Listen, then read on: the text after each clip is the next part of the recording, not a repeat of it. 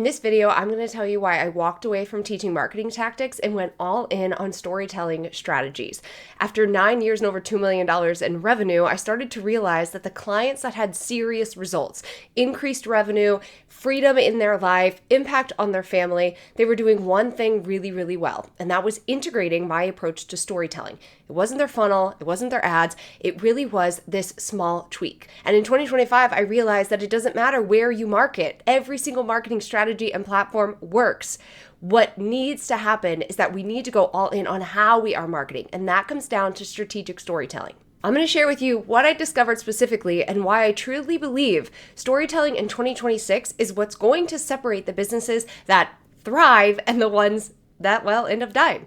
Hi there, I'm Michelle Nye. I'm the founder of Brand Mary, and I have been an online entrepreneur and educator for 10 years in this space. And throughout that entire time, I have been teaching the principles of strategic storytelling. But it wasn't really until the last 2 years that I started to recognize that the clients that were seeing results were not just sharing their stories randomly. They were using stories strategically to position their business as the solution for their ideal customer. They were making their audience the hero, not themselves. And every story that they told effortlessly led to their paid offers.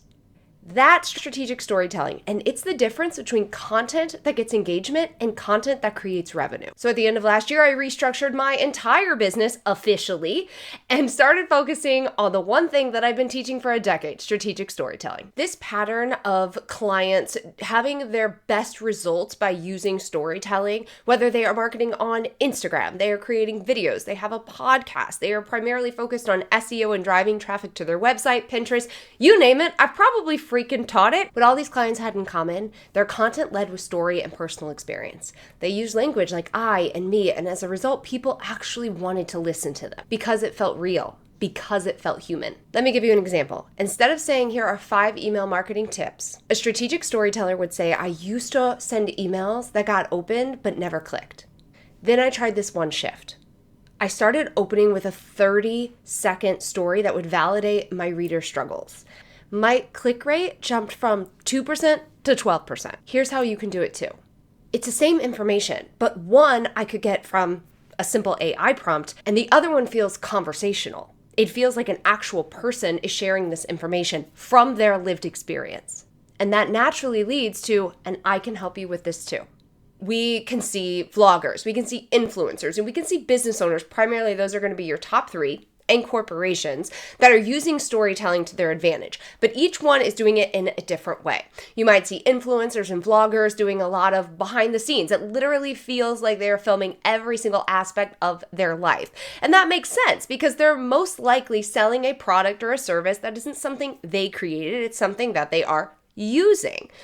When it comes to business owners, you and me, my friend, we are selling most likely our intellectual property. Maybe you created a course, you're offering coaching, some sort of consulting or service, or you're selling a physical product, but a physical product that you yourself created.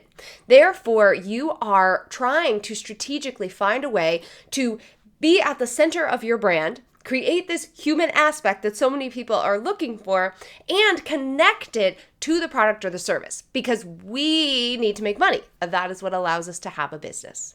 And so in order to do this, you need to think strategically about the types of stories that you're choosing, how you're formatting your stories, so that it ultimately does lead to growing your community, creating awareness, and of course, making money.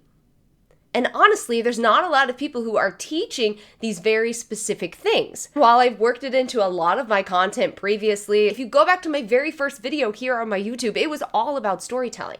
But now, more and more entrepreneurs need to understand how to do this.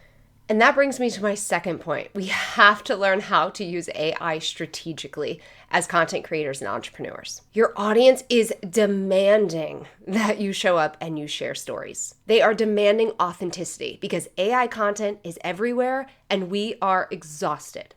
The one thing AI cannot replicate is your story, your unique experiences, the way you explain things based on the way you have lived them. Now, AI can absolutely help you. I use it all the time to organize my stories, to structure my content, to help me repurpose my content on other platforms. But the raw material, the actual stories, they have to come from you. That's what makes you irreplaceable. That's what people are craving. And that's what they're going to pay for.